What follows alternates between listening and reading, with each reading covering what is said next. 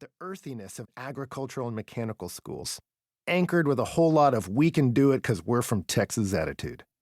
I loved going to college there, though admittedly, when I arrived as a freshman, I knew surprisingly little about the school. So I'll never forget the first time I entered the football stadium, Kyle Field. The football game did not start until the next day, yet my roommates and I joined the throng of more than 10,000 of our fellow classmates as we entered the stadium a few minutes before midnight. As an inexperienced freshman, I peppered my upperclassmen roommates with questions like, "So what is this we're doing? Why are we all here at midnight?" They explained that the student body always gathered the night before the games in order to practice the yells that we would all be shouting in unison the following day. Like I said, unique. But it had a certain logic to it. A crowd of thousands all yelling the exact same well-rehearsed chant throughout the game had proven to be a successful tactic to intimidate and confuse opposing teams. But then my roommates' explanations took a strange turn. They continued, "So we'll practice the yells for a few minutes, and then at a certain moment, all the lights will be turned out and we'll make out with the person standing next to us." Wait, what? When the lights go out, you kiss the girl you brought, they explained. Or if you didn't bring someone, don't worry. You hold up a lighter and someone will find you and you'll make out with them. I laughed for a moment, but quickly ceased when I realized that they were not joking. Suddenly a wave of anxiety swept over me. This was an introvert's nightmare. What am I supposed to do? I didn't bring a date. Am I really going to kiss a random person? What if no one finds me? What if someone does, and I really don't want to kiss them? Do I cough, act like I'm sick, hit the ground? What does any of this have to do with football? In the end, I admitted to myself that I wasn't ready for this kind of pressure. I think I shook my roommate's hand and then stared at my shoes until the moment was over. But I remember how it struck me as fascinating that the simple act of turning off the lights could instantly create such a variety of strong emotional responses around the stadium.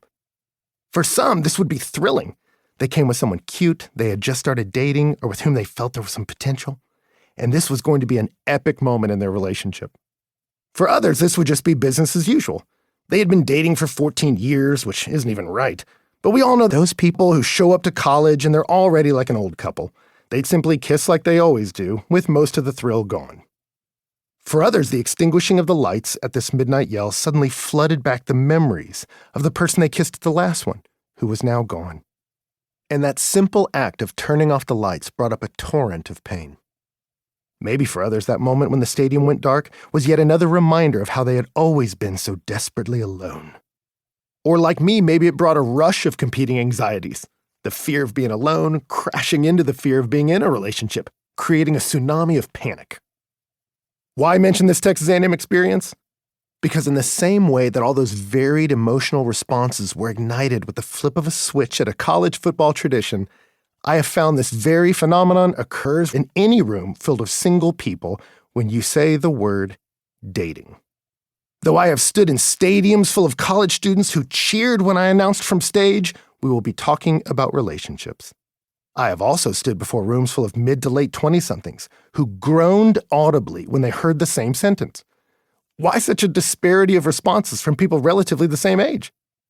For some, the thought of dating conjures up all manner of stress because they feel so much uncertainty about how to do it.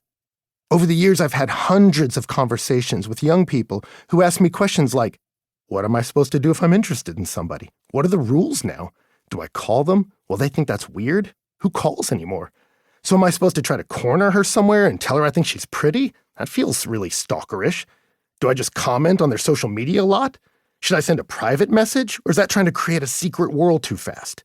Should I text? Is that too informal? Do I try to stay casual and say, let's go hang out? Or is that not clear and intentional enough? Should I ask them to go on a date with me? Is that too formal, too old school? What are the rules? For many young people, the topic of dating creates little thrill. It mainly produces anxiety. For others, dating is their absolute favorite topic to talk about. When the word comes to mind, she thinks about the cute guy who did text.